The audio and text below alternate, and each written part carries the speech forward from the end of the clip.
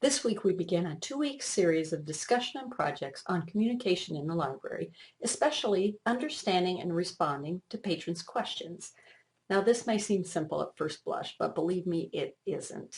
Having handled reference questions for adults, children, teenagers, I can tell you many tales of reference interviews that I've done a really super job on and others I just didn't. For instance, some people come in and they ask for particular sources that maybe are totally off the wall, like a gazetteer that they'd heard that you can find a lot of cool answers to.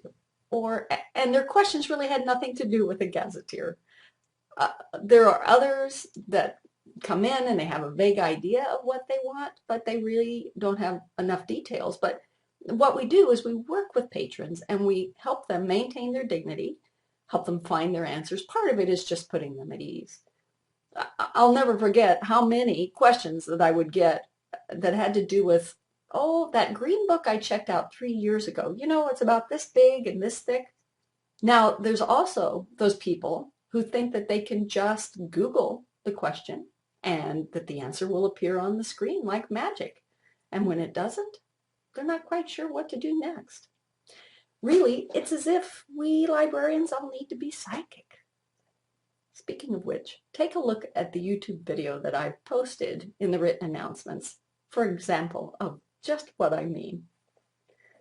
Now, this week, we begin to unwrap this art, science, skill, or supernatural ability, however you want to look at it. It's one of the most important things we can learn as librarians, and we really do need to master it.